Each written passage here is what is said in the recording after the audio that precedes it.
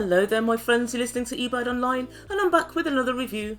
And so today I wanted to do something a little bit different, and so instead of just analysing what I've seen on this week's episode of 90 Day Fiancé the other way, what I want to do is give you a whole backstory. And so I present to you a video on the truth and the rumours of Evelin and Cory. Now it has to be said this couple has quite an interesting backstory. The couple met in Ecuador whilst Cory was on vacation, and they've been arguing, making allegations, making up bullshit and being entirely problematic ever since. So guys, this couple are a walking, talking trigger warning. There's been allegations of cheating, alcoholism, DUIs and good old fraud. And the truth be told, this has left myself and quite a lot of other people thinking, why are we seeing this car crash of a couple on our screens yet again? So I'm going to go over the truth, mistruths and goddamn lies of this relationship. But first, before I begin, I want to say a heartfelt thank you so much. Finally, I hit my 40,000 subscribers and I'm so happy. I've literally only had my channel just over 2 years, so it's a fantastic achievement and thank you guys for supporting me for all this time. And so to celebrate, I'm going to do a couple of videos on the funniest subscriber comments, and I'm going to drop those possibly this weekend or the start of next week. And I will also put something up on my community tab so you guys can ask me questions or make comments directly, so look out for that in the next couple of days. But once again, thank you so much for all the support, all of your comments, and I'm glad I'm creating content that you obviously still enjoy. But that's enough of that. Without further ado, I give you Cory and Evelin. And so guys, here before us we see an extremely dysfunctional couple, and it would seem they have a massive bust up about every 3 to 5 business days.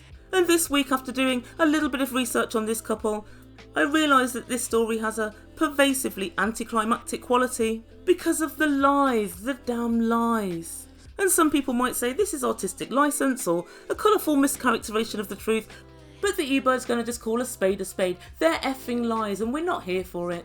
So last week when we saw this couple, Cory runs over the history of their relationship and he says they've been together for 6 years and he was on holiday in Ecuador when he clapped eyes on Evelin, and he said boom, it was love at first sight. Yes, he with her looks and she with his wallet.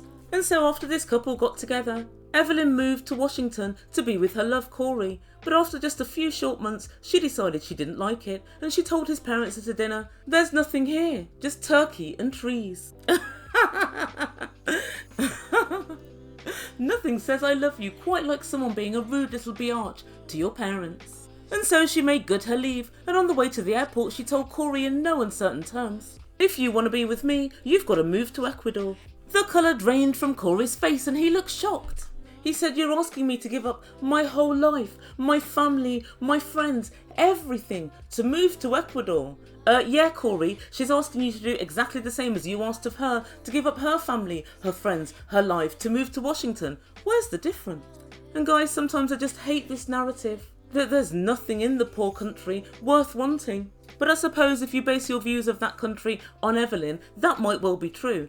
But still, it's the same one way as the other way, come on now. So Evelin returned home and she set about relieving Cory of every single cent he had. In fact, she's relieved him both of his cents and his scent. So finally, after many years of toing and froing, Cory decides he's going to go and live in Ecuador. He learns a couple of words of pidgin Spanish and off he goes. So Evelin's family don't massively approve of him. But what can they say? Because Cory has managed to lift their lifestyle quite a bit. So when he finally went to go and live in Ecuador a couple of years later, Evelin decided she wanted a beach bar and Cory purchased it for her. So right after making this grand gesture and purchasing a beach bar for Evelin and her family, he asked for her hand in marriage. But Evelin told him, very matter-of-factly, I don't see it in my future. I've never wanted to get married and I've never wanted to have kids. And Cory was crestfallen, but worse news was to come. His father had died back in Washington and so Cory went back to America. But Cory tells us that terrible event had convinced him of what was really important, family and so on. And so he went back to Ecuador and he proposed once again to Evelin. She said, yeah, okay, I'll marry you. Good Lord. Cory, if somebody says, yeah, with such an emphatic reluctance, you slide the ring back off her finger and take it back to the shop. And unsurprisingly, in just a few short weeks, she'd kind of changed her mind. She was dragging her heels on setting a wedding date, and her family was saying, he promises you everything, but he hasn't learned Spanish, he doesn't engage with your family. Oh, how convenient that they'd forget the beach bar, the method by which they're all living and eating. And things became so tumultuous that Evelin decided she wanted a break. What? Oh, ladies, if you ever say to a man that you want a break, you better be really sure you don't want this guy back. Because from what I see by watching this programme and just around me, the moment a girl says, I want to take a break, the guy hears, we're fully broken up. And off they go, a shagging and a spreading seed. And it wasn't just bad for this couple, but the rest of mankind too, because the one thing that was good about this couple being together was the fact that it kept the relationship confined to those two. They weren't exposing their toxic ways to the general populace. But as soon as they were broken up, Cory set about doing just that, and he went off to Peru. And whilst in Peru, he had a relationship with another woman. And so he returned to Ecuador, and he was planning to just get his things, pack up and go back to the US. But that's when a pesky little 21st century plague popped up, and he was allegedly trapped in Ecuador with Evelin. Guys, I really don't know about this course of action. Personally, I'd rather expose myself to the perils of the worldwide pandemic than stay with Evelin. But of course, Evelin found out from a friend of a friend that Cory had hooked up with this Jenny in Peru, and he drip-fed the story. First they were friends, and then they only hung out for 4 days. And then she finally asked him, did you sleep with this girl? And he said, well, I tried, but yeah, that's it. I couldn't get it up. Oh, Cory, you may as well have just said yes. Or in fact, no. Don't say you wanted to, because that's as bad as if you did. Some people never seem to understand what the hurtful thing in cheating is. And these things are 1, lying, 2, drip-feeding truth by truth, because you always think, what more is there to come? You never know, when is the end? The end. And then finally, people thinking that actually not having sex with someone, but while outwardly wanting to, is somehow better than having had sex. It's kind of the same, although I will say one thing about Cory. She did actually split up with him. And so not just on a technicality, but in reality, he was a free agent. Cory, gather your bollocks together and let the girl know. We were broken up. I was actually free to do whatever I wanted. And guys, for some reason, this Evelin has got Cory on the total runaround. While she doesn't seem that into him, she berates his every move. But the couple managed to work things out, and now they've set a date for the wedding in 5 months' time. Evelin's sister, after hearing about stories of what happened in Peru, still doesn't like Cory and doesn't want the wedding to go ahead. And that, according to Evelin, is giving her doubts too. Evelin, if somebody else not liking your partner gives you major doubts, it's possibly because you don't really like them yourself. By your age, most people have their own point of view. But nevertheless, the couple's wedding bandwagon presses on. And Evelin, even though she's unsure, says, well, if I am going to get married, I'm going to have the best wedding in all of Ecuador. And she wastes no time in telling Cory, you must pay for everything. In Ecuador, it's a tradition that the man pays for everything, the woman pays for nothing. Cory's understandably worried, because Evelin's hired a wedding planner who's done weddings for a Victoria's Secrets model. The couple go to meet this wedding planner, and the main thing on Cory's mind is going to be, of course, the cost. But these guys shouldn't have worried. And Evelin tells us we've got our own venue for the wedding, and it's right on the beachfront. Back in the day when we purchased the bar, we had ideas for other businesses, so we decided to purchase a beachfront property. What? This sounds fantastic. This is going to save you an absolute mint. Guys, it sounds absolutely beautiful, and I guess it is going to really reduce the cost for this wedding. So they take the wedding planner to where they want the wedding, and it's basically a bit of land on the beach that Cory, again, has purchased for Evelin and Evelin's family. And the wedding planner gives the couple a look which says, I'd like to smack the dog shit out of you. But she carefully explained to them, there's nothing here, it's a wasteland. You've got to build walls, a ceiling, put electricity, sanitation and water in, and build the whole venue from nothing. That's going to be hella expensive. Oh my god, guys, if I told you these two had shit for brains, it would be massively overstating their intelligence. We find somebody who has a lower IQ than Natalie. In fact, when Cory tested his, it came back negative. And planner tells them that she has many venues which would be just perfect for them. How much will it cost, Cory asks. And she says anything from 26 grand to 50 grand. What? American dollars? And Cory tells us that's what it costs in America, and I'm standing in a third world country. And guys, I can't help but agree with him. This wedding plan is on the ultimate scam. but knows in his heart of hearts he can't afford the wedding that Evelin wants, and he says, "I'm screwed, man. Cory, you're screwed if the wedding goes ahead."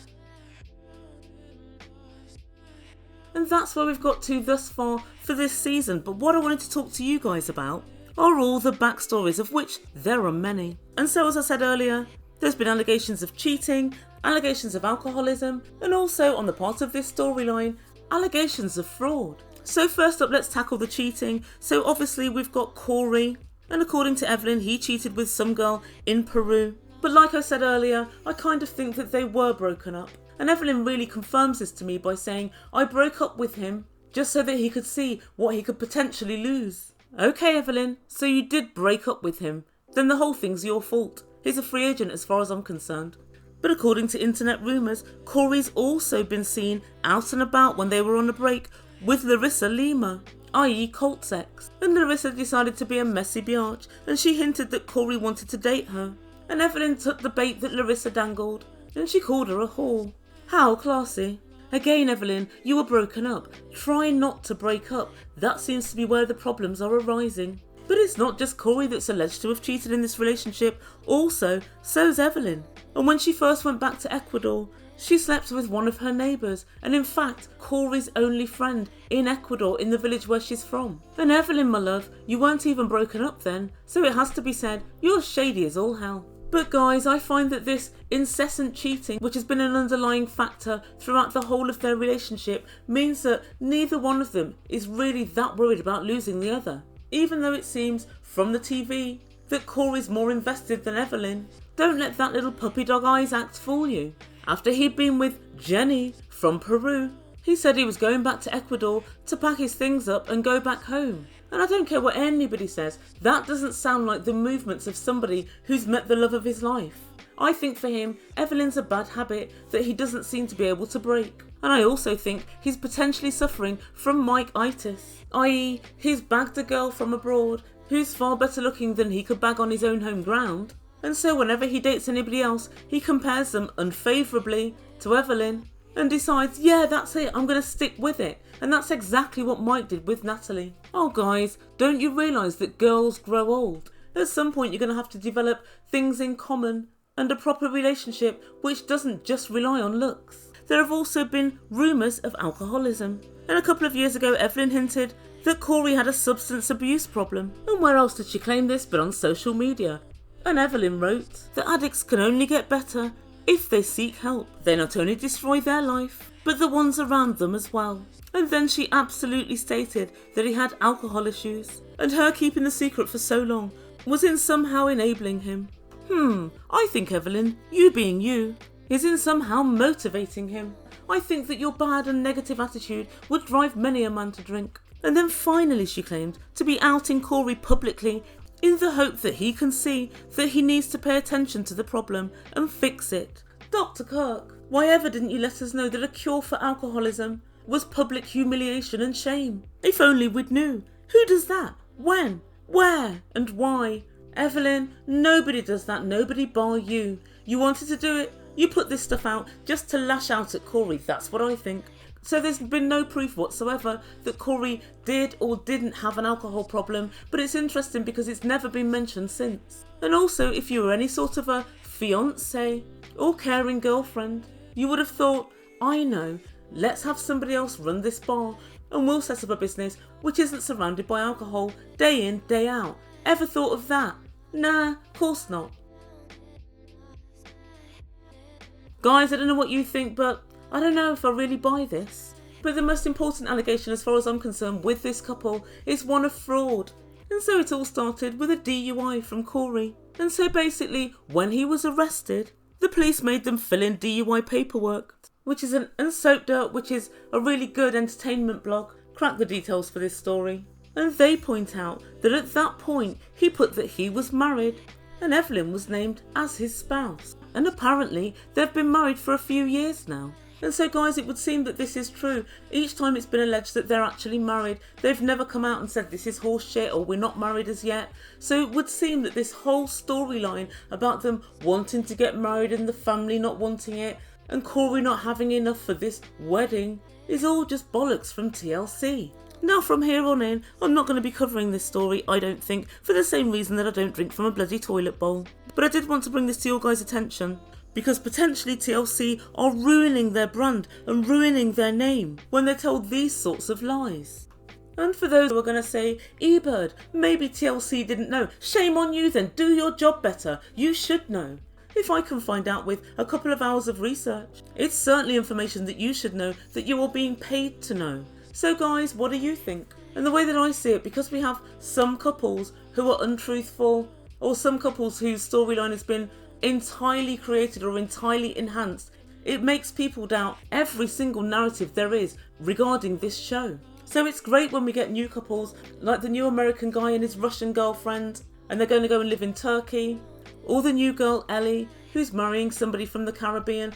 When we have new people with fresh stories, it keeps the viewers entertained, but TLC really let themselves down, because once they lie about one couple, everybody side-eyes every bit of storyline from every couple there's ever been. And so I think it was a couple of weeks ago when I was talking about Elizabeth and Andre, and pointing out the parts of their story that I thought was scripted or not real. And one of my subscribers, Danny Boy, said amongst other things, Ebird, you can't have it both ways. You can't say Chuck's story is scripted while other parts you believe. Andre's really having a part in Chuck's business, or that Charlie is an alcoholic, but it's scripted.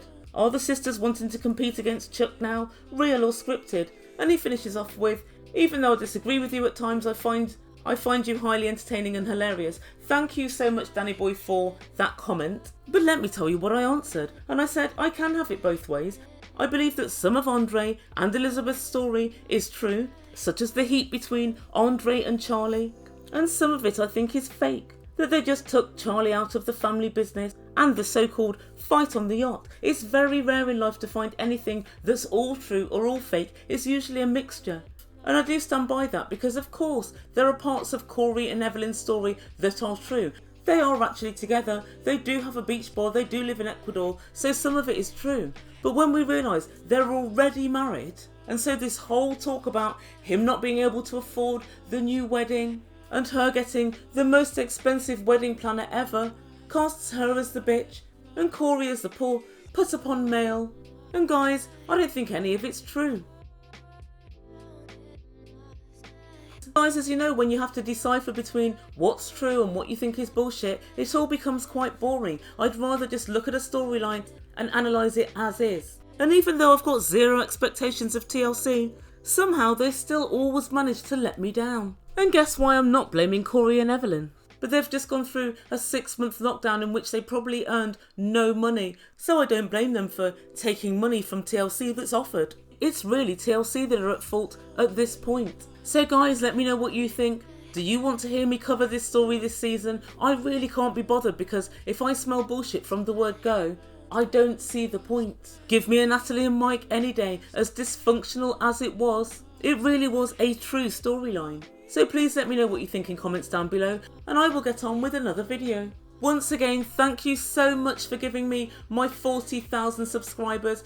I'm really humbled by all of your support, and here's to another 40,000. Please don't forget to like, subscribe and all of that good stuff, and I'll see you very soon. You've been listening to Ebird Online, and I bid you good day.